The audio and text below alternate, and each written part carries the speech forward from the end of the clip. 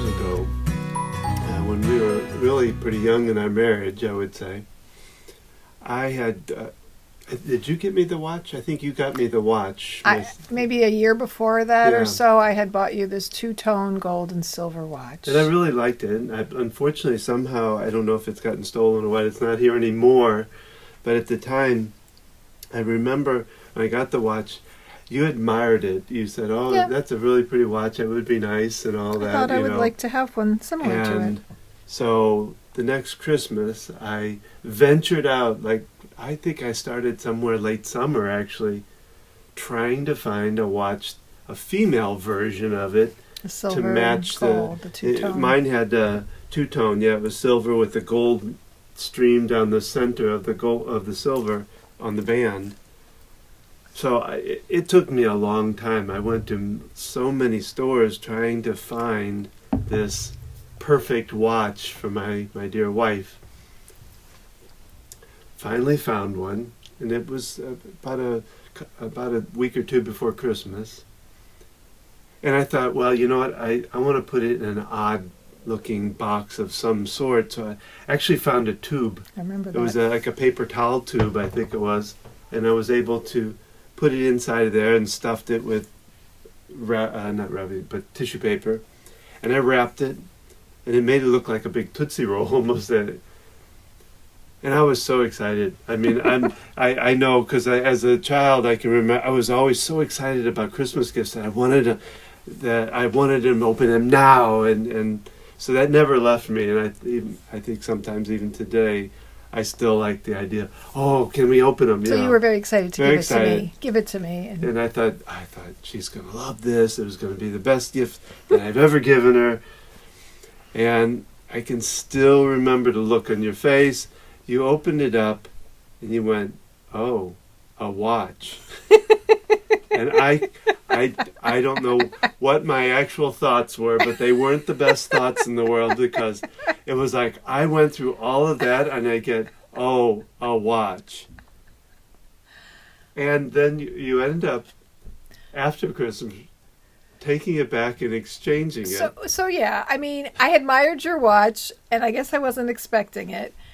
And I put it on, and it's very pretty, but I work in nursing homes, and I can't wear a watch like that heavy too, to work. And it was a bit heavy and clunky on my wrist, because I have kind of small wrists. And it was beautiful, but just knowing how much you spent on it, I really wanted a multi-disc CD changer at the time. So that's even heavier to wear on your wrist. This was the 90s or early 2000s. And the fact, and I'm a practical person. Yes, you are. Diamonds aren't a girl's best friend. It's a tiller. I've always wanted it for gardening. I still haven't gotten one of those yet. No. But I'm afraid to get you one of those. And so you give me trouble about it, and you were disappointed, but we're still married. And we got a 5-disc CD changer and a double cassette, because we had a really nice stereo at the time, and the cassette player was broken. And I think we bought 2 new Pioneer things for our stereo system that we still have, and I won't let you get rid of, because it's kind of a classic now to have a stereo system. So you got benefit out of that gift, even though... But it was still a little hard-wrenching. You give me a hard time. Hello, this is Gina. And Don. And we're with Focused Healthy Family. This is podcast number 31. Today we're talking about Christmas presents. Before we get into that, let's hear a word from our sponsor.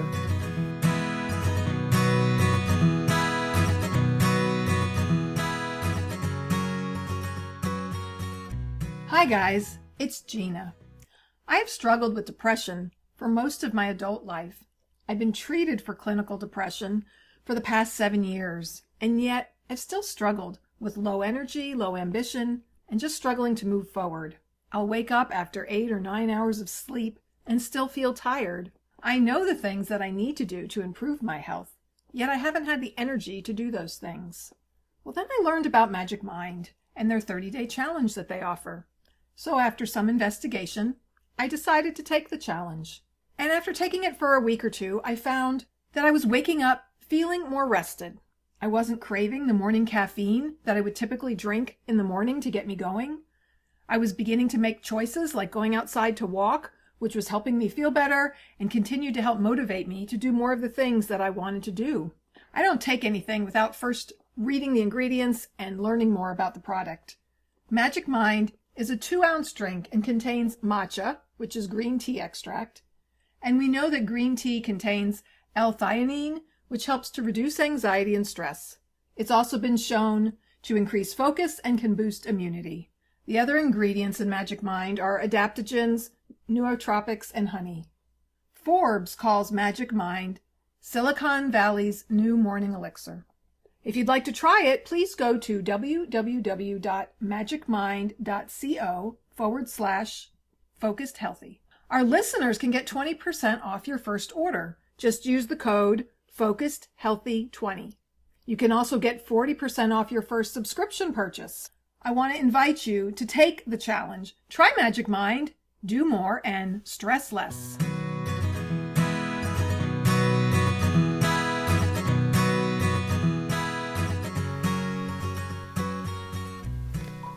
And we're back. Today we're talking about Christmas presents. We're going to talk about it in two different lights. Yes. And I'm going to start with, I decided to, as we were going to do this, I thought about presents and different presents that they give around the world, not just here.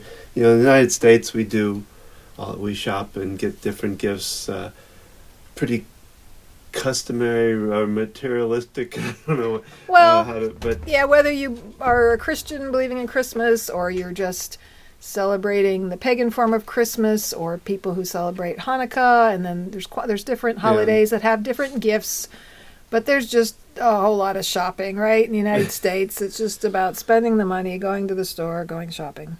So I looked up some other countries and what they do. In Italy, children receive gifts from Babbo Natale, okay, or better known as Santa Claus, but they also have a witch-like woman that goes around. Befana is a female Italian equivalent to Santa Claus. I like that. And she delivers gifts to nice people, but she also gives coal to those that are naughty. I like that it's a woman in Italy. Yes. Strong Italian women. And then in Liberia, it's Old Man Beka, or the country's devil, wanders the streets begging for presents on Christmas Day. And then, of course, people give out candies and things like that. That's very frightening. The devil? devil It is. That's like, I don't wanders the streets and begs for food, candy, and presents. Let's see. Oh, in Spain, I love this one. This is my favorite. In Spain, they have pooping logs. And paper rough. Yeah, I'm sorry. I had to do the research. But these logs are called caga tio, or better known as pooping logs. And what they are is they're a log that the family hollows out, and then on Christmas they fill it with candies and treats and things like that. Why is it called a pooping log? I don't know. I remember Jim Gaffigan, the comedian, did a whole thing about that. He thought that was, and I do too. I think it's like hilarious. Maybe it means something different in their language. Well, it says the logs are called caga tio, better known as pooping logs. That's we might have to look that up. We need to look what that means. In Greece, children go around caroling, and playing music, and the neighbors reward them with treats and candies and things like that, and coins too. Well, there's been carolers. That's something that's gone on in the United States. And in Norway, Scandinavian countries, a red hat-wearing elf-like creature named Julenes has been associated with Christmas season. Tradition has it that Julenes brings small gifts and fruit to children. Let's see what else we have. Did you look up the Netherlands one? Because my uncle lived there when his kids were little. He was in the Air Force. And I don't know if that's where I learned about that the wooden shoes. Well, there's a couple of countries that do put out wooden shoes. They either put them by the fireplace or they'll put them out on the stoop. Japan, where they say 1% of the population identifies as Christian, many children and adults alike who celebrate Christmas do so with a big bucket of finger-licking Kentucky Fried Chicken. KFC apparently was established in Japan in 1970 and launched a nationwide Christmas campaign in 1974. And ever since then, basically, they think it's probably very American to have Kentucky Fried Chicken on Christmas, and very interesting. And here's where you're talking about during Christmas in France, children traditionally put their shoes in front of the fireplace or by the Christmas tree for an Père Noël, which is known as Father Christmas, and he fills those with sweets and nuts and fruits. In Netherlands, like you talked about, they put wooden shoes for Sinterklaas or Saint Nicholas to fill with sweets. Well, they also fill them for Saint Nicholas too, so they put some out for him. Well, like we leave cookies for Santa Claus on the table. So it's really neat to read about these different traditions of other countries, and I like the idea that they do some more natural or homemade kind of things versus just going out and buying something, like a pooping log. When you get back to the roots of things, even like I know we've looked up before, why do we hang stockings, over the fireplace? And I think it dates back to hanging your stockings up to dry after you wash them, I guess, way back in the early days of... I remember some of those things probably came from England as far as traditions in the United States, but also from other countries because there's some overlap there. And we are going to be in 2 weeks, or next week, we're going to be talking about other holidays. There are other holidays this time of year. I like to be inclusive, and not everybody celebrates Christmas, and that is okay. And so there are other holidays that happen around this time of year. And we'll be talking more about that, too, because they all have different types of traditions. Well, and I think about when my dad was a kid. I remember we did an interview of my dad's brother and 2 sisters. But this has been back I don't know, when Harrison was probably about, 11 or 12. Right, because your father's been gone a long time. Yeah. So we went home, 15 years ago or so. And we invited them to sit down, and I recorded them. I still have it on recording. So it was like your aunts and uncle. 2 aunts and my uncle and my brother and sister of my dad. And they talked about Christmas, and back then they thought they got oranges, and they thought that was a prized gift to get.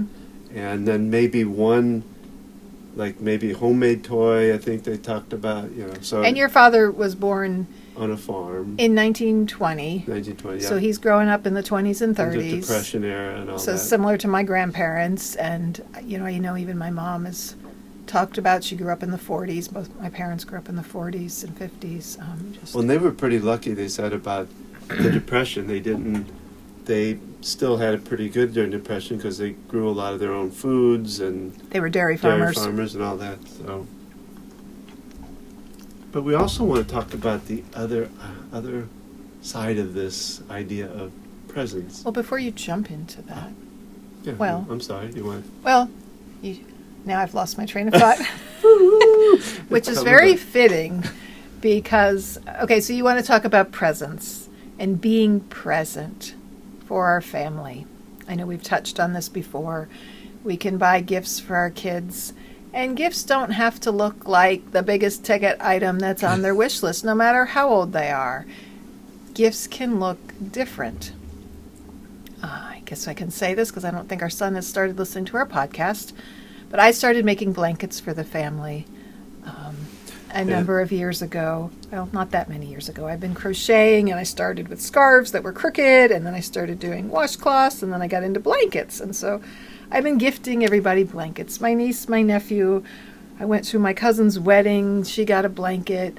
My sister got one. Everybody got one, including my son's fiance, except for my son. But he's not the kind of kid that sits down and cuddles up with a blanket, right? So that's kind of how he never got one. So he'd been giving me trouble all year, right? Since his birthday is in November, so like for an entire year, he'd labeled pictures in our house. This one has a blanket. This one has a blanket. This one doesn't have a blanket. So I made him a blanket for his birthday, but I decided I was going to give him the gift of too many blankets. And so we got together before his birthday, and I made him a really big blanket. I had asked him some time ago, if I were to make you a blanket, what color would you want? And he told me maroon, which of course there's not a lot of maroon yarn, but that made my... What a maroon. And, but then I made him a little one for his cat that kind of matched the same yarn, but different weave or whatever, different stitches, and gave him that on his actual birthday. Actually, before his birthday, I had made a Halloween blanket and gave it to him, calling it a cat blanket because it was small. And so he doesn't realize he's been giving gifts of many blankets. And then for Thanksgiving, I sat down to make him a blanket. And I'm like, I just want to use some yarn that I already have. I don't want to spend tons of money on all these. And I had this really thick yarn. It looks like hair. And I started crocheting, and I was like, oh shoot, what am I going to do with this? And I'm like, oh, this would make like a good rug for the floor. And I'm like, oh, I could turn it. And I don't follow patterns. I look up online for a stitch, and I make it up as I follow the stitch. But anyways, it turned into a bed, and it was too big for a cat bed. But our daughter has the dogs, and so I'm like, this would be a good dog bed. I'm like, I can give everyone a Thanksmas gift, right? And so then I figured out how to crochet round circles. I made 2 little cat beds for all 3 of our kids got dog bed blanket gifts, right? And so he doesn't realize yet that he's getting the gift of too many blankets. He's told me I already have a blanket and I don't need another one.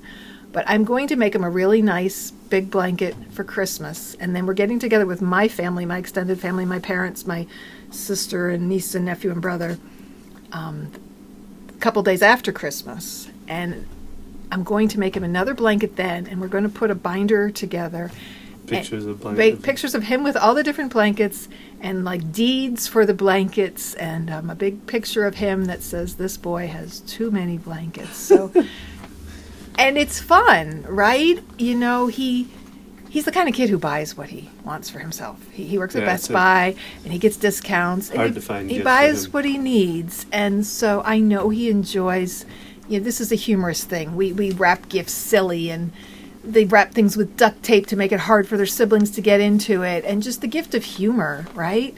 And so I'm having fun doing it, and I just can't wait to see his face when he gets more blankets, and what he's going to say and right? do. And so it's about the fun of it. It's about being present. Being present, being there, right? I like to crochet. We watch TV, and it's something I enjoy doing, keeps my hands busy, and I've made all kinds of things with all the TV we've watched since COVID.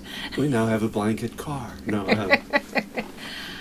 So speaking to that idea, being creative with presents and being present, giving your kids the gift of, I remember my daughter was in ballet, our middle child, and we'd go see Nutcracker with either the Girl Scouts or the ballet group or something, and, going and doing things. I love to go to Children's Theater in Charlotte, has awesome plays, and as homeschoolers, we could get in on the school discounts, the shows they did for the school-age kids, and you have to sign up in the summer and pick out plays that you're going to go to for the whole year. And so that gift of time and taking them to things that I enjoy together. We go out to the theater together. We're downtown Charlotte. We might go get lunch, walk around the city. And Well, even though we did this past weekend when our middle daughter, came home for just 2 days. She couldn't come home for Thanksgiving because she works Thursday and Friday and Saturday.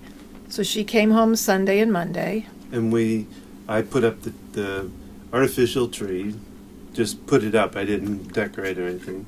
And then we put it together as a family, and and that was fun. It was probably one of the best times we've done that there wasn't a lot of arguing. There was Well, I knew ahead of time she didn't get to be with us at Thanksgiving. She has to work Christmas Day. I think we're going to go up there, though, to have some time with her. And so I wanted those rituals, right? This is the first time we've had a kid who doesn't live close to home. Our son moved out, but he's 20 minutes, if that, away. And to be able to do these things together that we enjoy doing, and our kids enjoy it too. And so I said, okay, I don't want to be all stressed because we have a small house, a small living room. When we put the tree up, the living room is even smaller.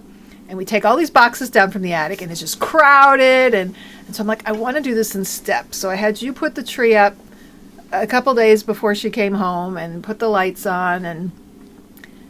And I said, I don't want to have too many boxes in the living room. And it did go smoothly, didn't it? Yeah, I had it did. pumpkin pie. I had made 2, one for Thanksgiving, and I had an extra one.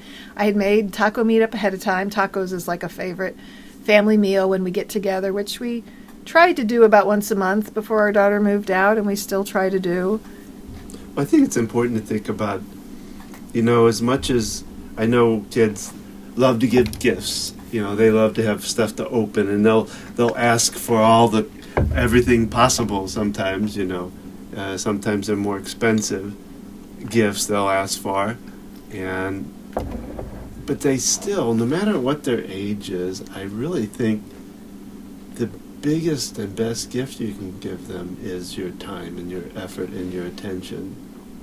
Even though the other stuff is fun and important too, I guess, to them, but I think down deep, any child they wants want that. And they talk about quality versus quantity time, and quality time is important, being present, and so is giving them a couple hours of yourself. Mm-hmm. Putting your phone down, playing a game, going into their world, like, they go on and on about Minecraft or whatever they're into, and maybe you're like, I'm tired of hearing this, but it's like joining them. Like, okay, I'm going to spend an hour, whatever, half hour, and I'm going to listen to my kid. They're going to teach me this. I'm going to engage in them and be in their world for a little bit. And that is a huge gift, because we're so busy doing things, and especially when there's extra busy times of the year, like the holiday. You've got extra things on your plate. If you're, at work, if you have work holiday parties, your partner, spouse might have some too. You're trying to do shopping. The roads are more crowded. The stores are more crowded. There's online shopping, which I'm like, why does anybody go to the store anymore? And so there's extra things burdening you and taxing on you, and then the kids are out of school, and so that the whole routine is thrown off. So there's all this going on, and really most people, they just want to have time. And so to me it was a big gift that I had made the taco meat ahead of time, and that you did the stuff with the tree and the lights, because I was working Friday, Saturday, and Sunday as well.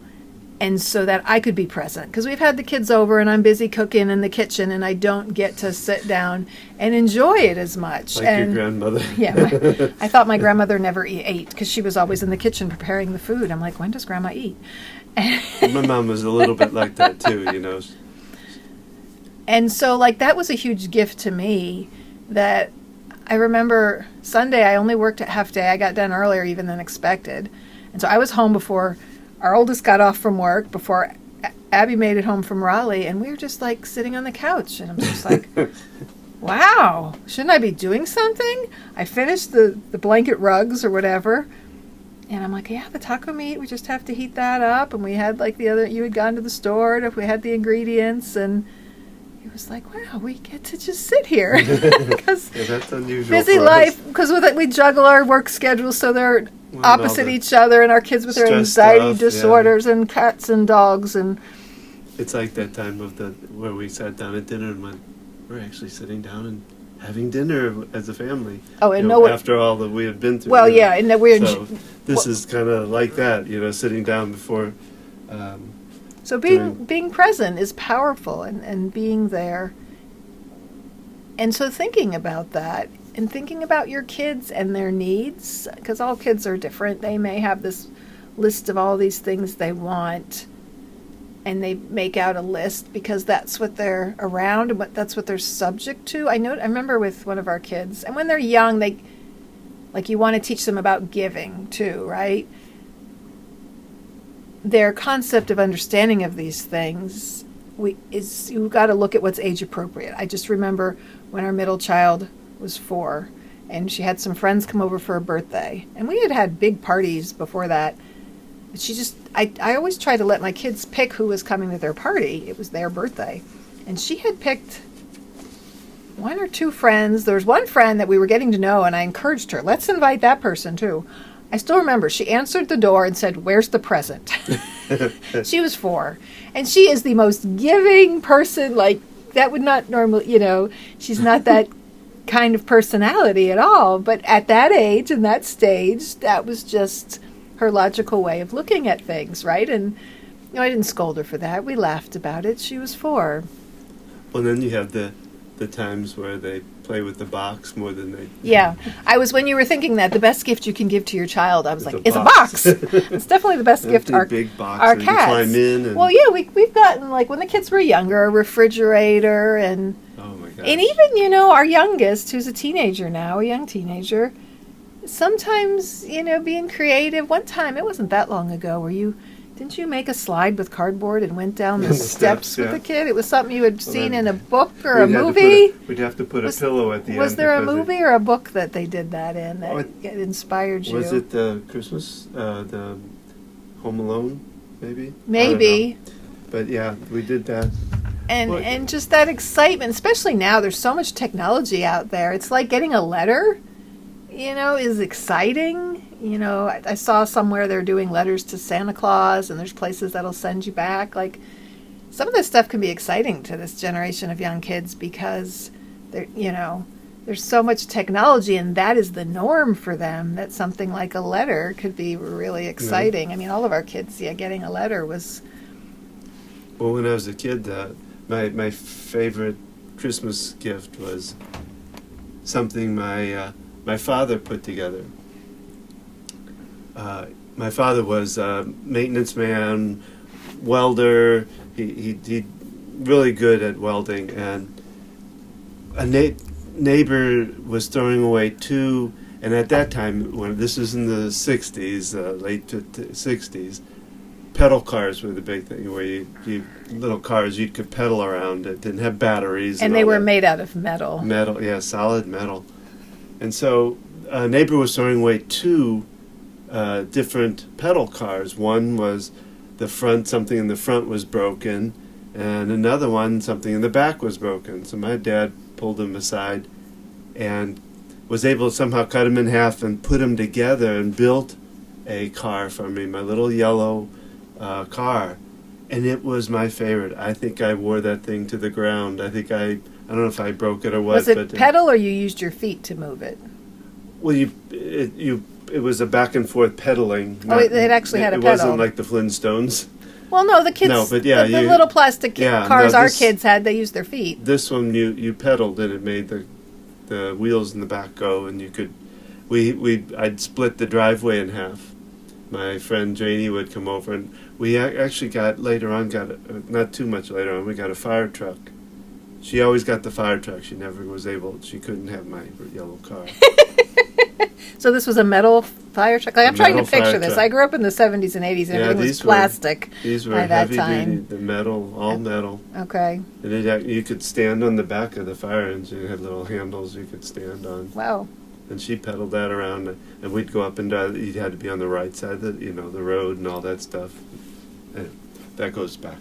You were very particular about all that, huh? Well, Christmas was really... No, the right side of the road and stuff. I'm learning more and more how much you are like our oldest son. Yeah. So, think outside the box. We've talked before in other podcasts and on Tuesday Tips about, do we need to go to all these events? What things can we eliminate to give ourselves more time? And who do we need to see? Who's, because it's hard, especially if you travel, to hit every old friend or whatever. So really think about that. Yeah. Who everybody wants to see too. I was going down a different train of thought. The train has left the station, and so have I. You were on a train this morning. I know. I'll talk about that in a minute.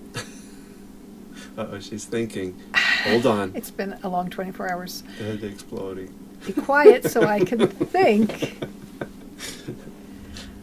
Think about all the things you have to do, and not just about what to do and what not to do. We talked about that in another podcast.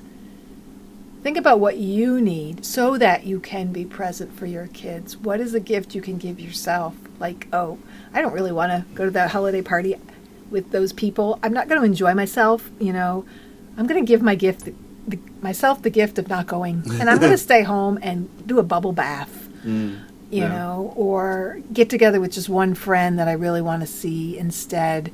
In order for us to be present and to be engaged with our kids, we got to take care of ourselves. And sometimes that can look like just saying no. I used to practice it myself because I was not good. When it came to work, I worked PRN as needed, so they call and ask if I can work, and I'm not obligated to. I always said it was easier when I had bosses I didn't like to say no. But having to practice that, and I've taught that to our kids, you know, practicing saying no. We need to say no. We need to set boundaries, or we burn ourselves out and become exhausted. Don's ready to wrap up, and I have so many more thoughts in my head. Well, I know we're going to be talking about expectations, generational expectations. Yeah. I think the next one, actually. So be present with me for a minute.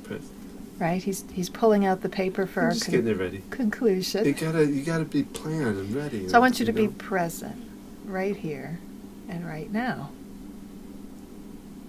He's got this impatient look on his face.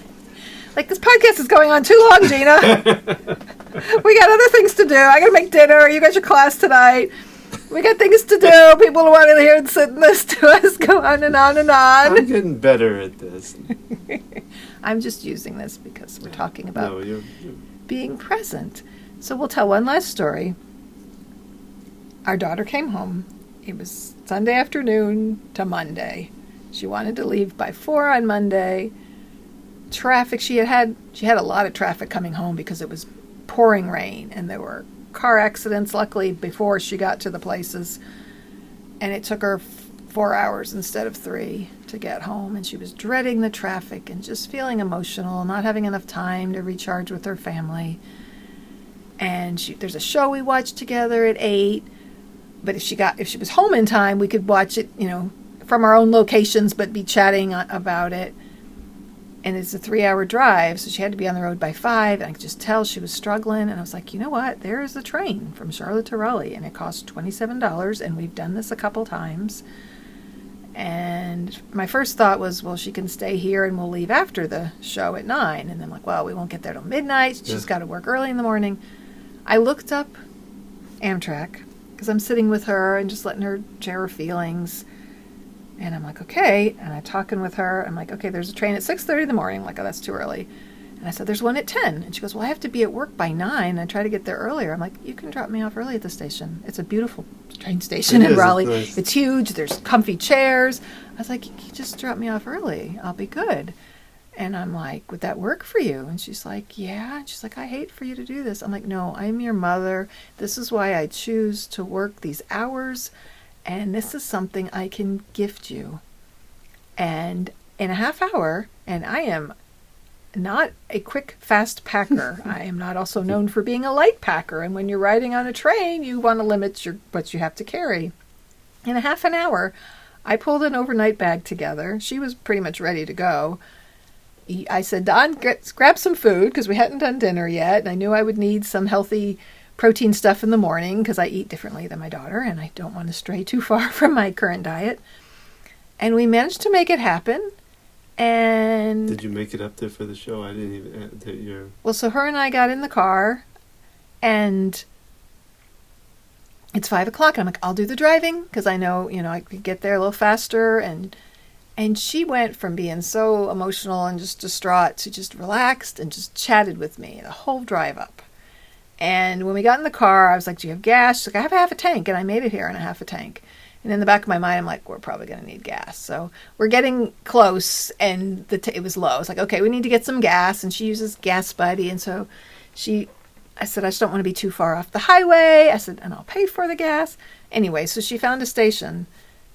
And I'm filling the car up with gas. And this woman, did I tell you the story? Yeah. In this red car, she was a little older than me. I don't know how old she was. She's like, can you please help me? And I went over to her. She's like, I need to find my way to such and such streets. And I'm like, I'm not from here. I don't know. She'll just, please help me. And I'm like, oh, my GPS, my phone. And so I went over and got my phone from the car. I was like, where is it you need to go? And she named 2 streets. And I don't know why I didn't just ask her, where are you exactly going? I guess I don't like to be nosy. And I'm putting the streets in. She goes, well, and she named another street. Well, if you can get me to this street, then I'll know what to do. And so I'm looking it up, and I'm looking on the map and talking to her. And obviously, I guess she didn't have a phone on her. And she's looking at me, and I'm like, oh, you have to turn. And me and Abby looked at it, like, which way does she have to turn when you come out of here? Because I don't know the roads, and Abby's new in Raleigh. So I like, Abby, will you write this on paper for her? And then she's like, do you have a couple dollars for gas? And I'm like, I don't carry cash on me. And when I do, I tend to give it away to homeless people, and then I have none. And so, Abby, do you have $1 or something? And she only had quarters.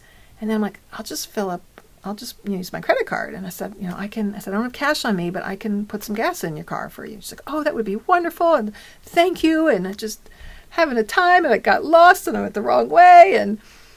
And she turned the car around, and it was quite an ordeal. I almost wondered if it wasn't her car, but it took her a while because she had parked near a pump, but she had parked really far away, and she had parked so that she was not the side of the car that had the gas cap on it. She didn't park on the right way. So she had to turn around, and I'm just like chuckling as she maneuvers. I wanted to like offer to help her drive the car. And then she pulls up, and I was like, okay, I'll just put a little bit of gas in for her. And then she's like, I'm going to go talk to this woman over here.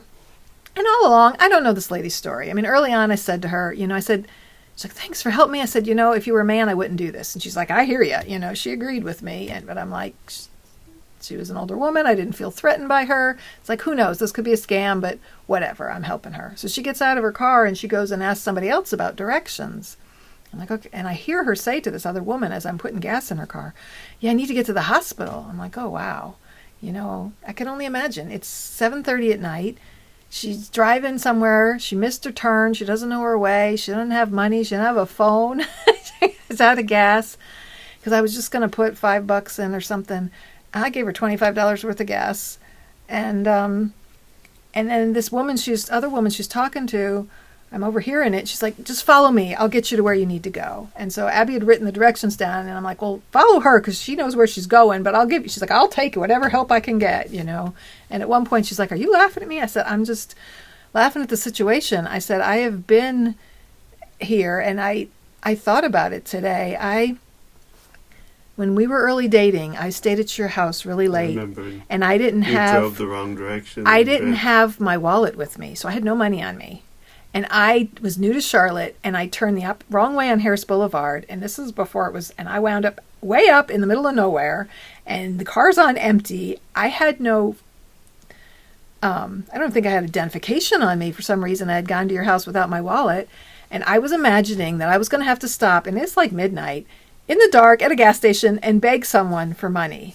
And I'm like, oh my God, I just got to help somebody in that situation. And like, wow. And that was somewhere around 29 years ago that would have happened. So, and Abby was even grateful, like that we were able to help this woman out. And I told, when she said, are you laughing at me? I said, no, I've been in your situation. I can only imagine. I said, I'm just so glad I can help you. I hope your night goes better. And it just felt so good. You ever think about to do that for her? That lady could have been some angel that just popped in for that moment.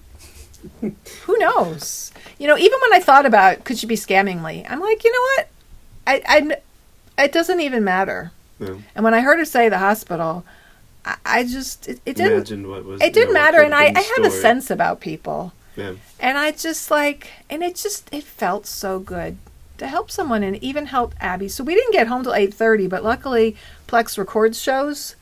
Yeah. So, because Harrison, I don't know. It's recorded, so we were able to watch the show even though it had already started and have some time together. And in the morning, I got up and packed my bag up, and she drove me to the station, and I got to have time with my daughter. And so I was present. I gave her a present. I gifted a total stranger. And we're all just filled up. And now I'm exhausted. I'm going to take a nap. Good night. Can I do the ending now? Can I? Yeah, because I'm taking a nap. So that's our podcast for today. We hope you enjoyed it. We did. Yes, we did. We did have a lot of fun. We'd love to hear from you. We'd ask you to leave us a comment. Let us know what you'd like to hear from us, besides our own rambling on. What topics, what Yes. people we can reach out to interview, and give us feedback. Give us what you like about our podcast. Tell us what you don't like about it. We're open. And if you liked what you heard today, check out our website for our parent coaching program or our upcoming workshops that we do. And you can check that out by going to www.focusedhealthyfamily.com. Or you can follow us on Facebook at Focused Healthy Family. Follow us here on the podcast, like our podcast. I think you can do a review on Apple Podcasts. Follow us on Facebook. Follow me on Instagram. Then your blogs, you want to tell them about the blogs. And I've been writing blogs to correspond with our podcasts. For the Tuesday tips, there's a short blog, and then for the Thursdays, having it around the similar topic. You can find that on our website, focusedhealthyfamily.com.